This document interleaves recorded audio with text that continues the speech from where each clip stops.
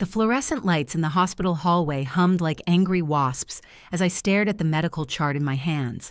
My daughter's name at the top, her age, 7, written in clinical black ink, and below it words that made my vision tunnel.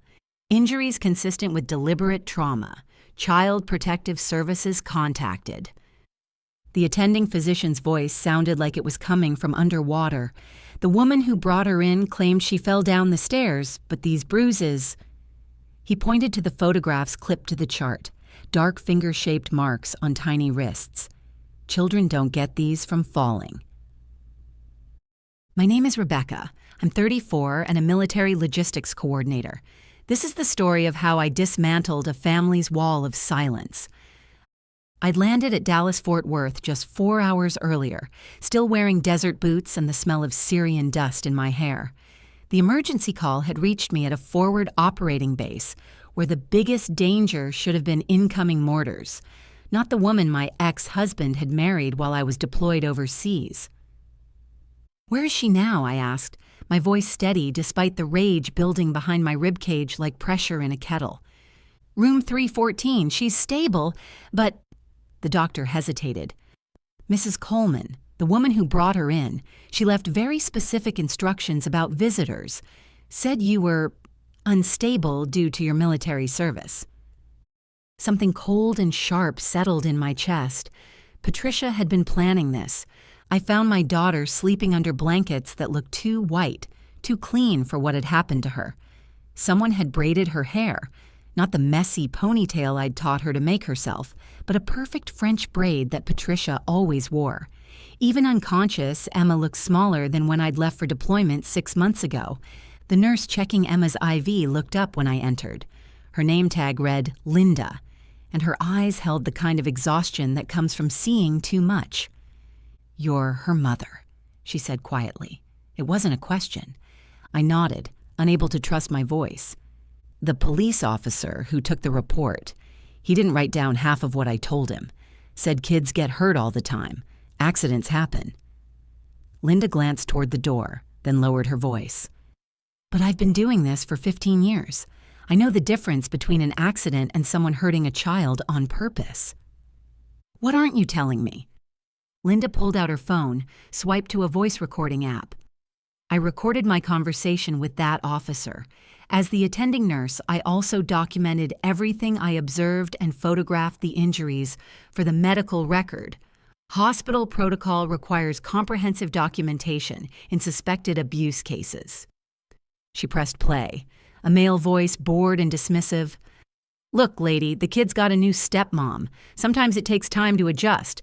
Maybe the mom should have thought about that before playing soldier overseas." Then Linda's voice, sharp with frustration. "These are deliberate injuries, Officer Martinez. This child was hurt by someone who knew exactly what they were doing." "Yeah, well, Patricia Coleman's family has been good to this community for decades. I'm not about to start a witch hunt because one kid got roughed up." The recording stopped.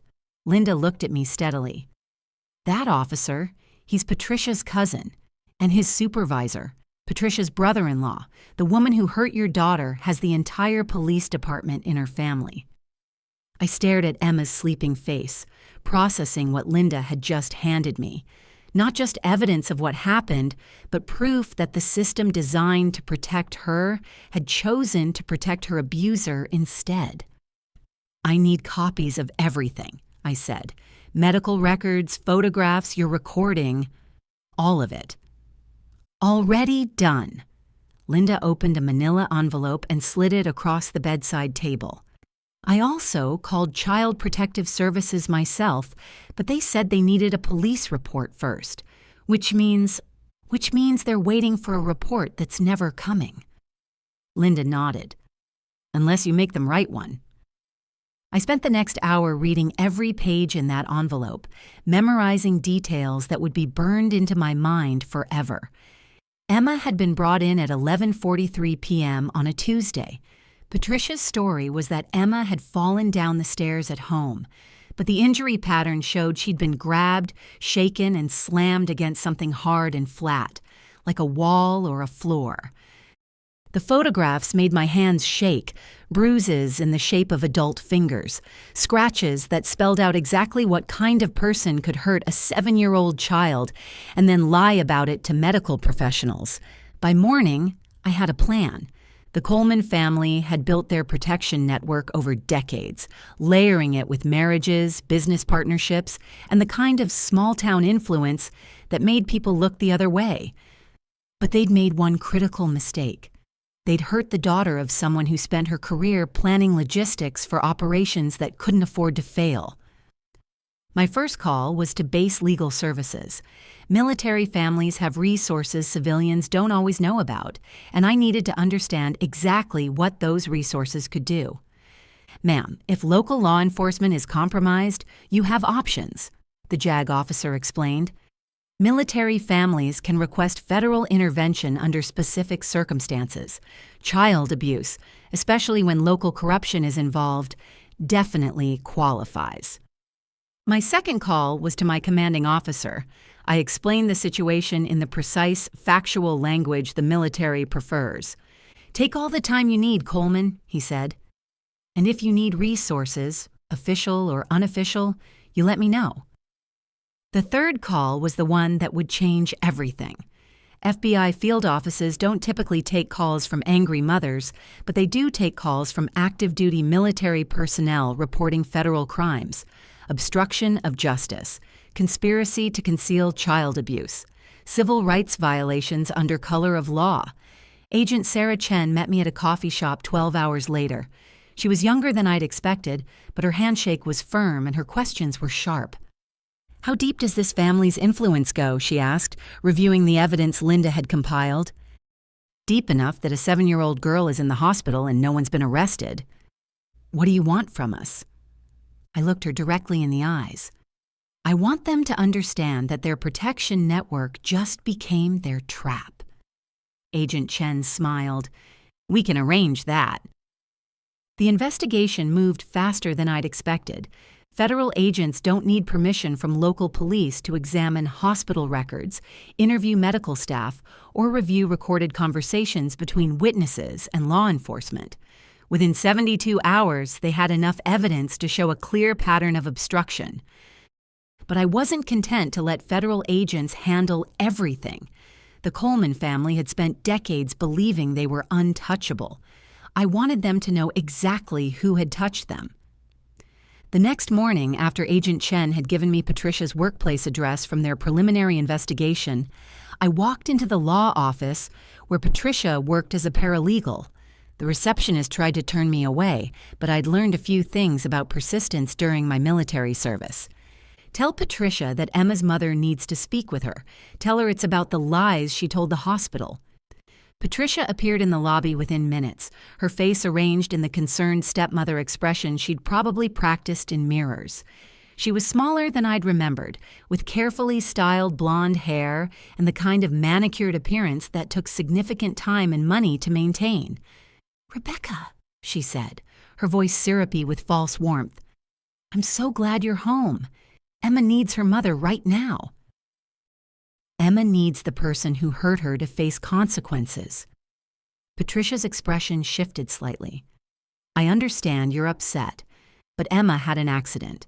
These things happen with active children." I pulled out my phone and opened the voice recording app. "Would you like to explain Emma's accident again? For the record this time?" "You can't record me without permission." "Actually, in Texas I can. This is a one-party consent state, and I'm consenting to record our conversation." Patricia glanced toward the office doors, clearly calculating whether to continue talking or retreat. Her pride won. "Fine. Emma was running in the house and fell down the stairs. I brought her to the hospital immediately. I did everything right." "Everything right," I repeated. "Is that what you told yourself when you grabbed her hard enough to leave fingerprints? When you shook her until she hit the wall?" Patricia's face went pale, then flushed red. "You have no idea what you're talking about.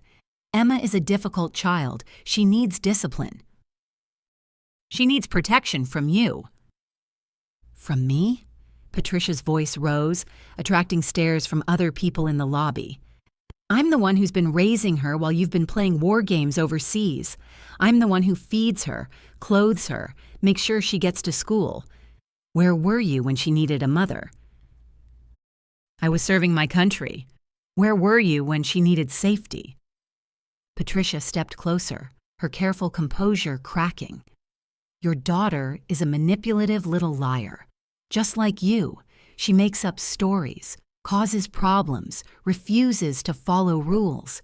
Someone had to teach her that actions have consequences. You're right, I said quietly. Someone did need to teach her that actions have consequences. Thank you for that lesson. Patricia frowned, sensing something had shifted but not understanding what. The consequences for hurting a child are severe, I continued. The consequences for lying to medical professionals are criminal, and the consequences for thinking your family's influence makes you untouchable are about to become very, very clear. I turned to leave, then stopped. Oh, and Patricia, that recording you just made for me? I'll be sharing it with the FBI agents who are building their case against your family. They're particularly interested in the part where you admitted Emma needed discipline and called her a liar. That's going to play very well in court. Patricia's face went white. You can't. I already have. By the following Monday, the local news was leading with a story about federal agents raiding the police station and seizing records related to multiple investigations involving the Coleman family. Patricia's cousin, Officer Martinez, was placed on administrative leave. Her brother-in-law was reassigned pending an internal affairs review. The dominoes continued falling throughout the week. Patricia was arrested on federal charges of child abuse and lying to federal investigators. Her bail was set at $500,000, far more than her family could raise quickly. My ex-husband called me 6 times that day. When I finally answered, he was crying. I had no idea, he kept saying. Rebecca, I swear I had no idea she would hurt Emma. 2 weeks later, he served Patricia with divorce papers while she sat in county jail awaiting trial, and we finalized our custody arrangement, giving me primary custody with his full support. Emma was released from the hospital on Wednesday, her physical injuries healing, but her emotional recovery just beginning. She asked me one question as we drove home. Mom, is she going to hurt me again? No, baby, she's never going to hurt you again. The trial began 3 months later. Patricia's defense attorney tried to paint her as an overwhelmed stepmother dealing with a troubled child, but the evidence was overwhelming. Medical records, photographs, recorded conversations, and testimony from hospital staff who'd seen too many accidents to believe another convenient lie. The jury deliberated for less than 4 hours. Guilty on all charges, Patricia was sentenced to 8 years in federal prison. Her family's network of protection crumbled as federal investigators examined decades of cases that had been dismissed, ignored, or buried by corrupt local officials. Officer Martinez was terminated and stripped of his pension. His supervisor faced federal charges for obstruction of justice. The police chief, Patricia's brother-in-law, resigned in disgrace. Emma and I moved to a new town where no one knew our story, where she could attend school without whispers following her down hallways. She started therapy, learned to sleep without nightmares, and slowly began to trust that the adults in her life would protect her instead of hurting her. 6 months after the trial, I received a letter at our new address. The return address was a federal prison in West Texas. I threw it away without opening it. Some conversations are over. The real victory wasn't Patricia's conviction or the destruction of her family's corrupt network. The real victory was watching Emma learn to laugh again, seeing her run toward me after school without fear in her eyes, hearing her voice get stronger every day as she realized she was safe. Justice isn't always about punishment. Sometimes it's about creating a world where a 7-year-old girl can be 7 years old without someone deciding she needs to be taught a lesson.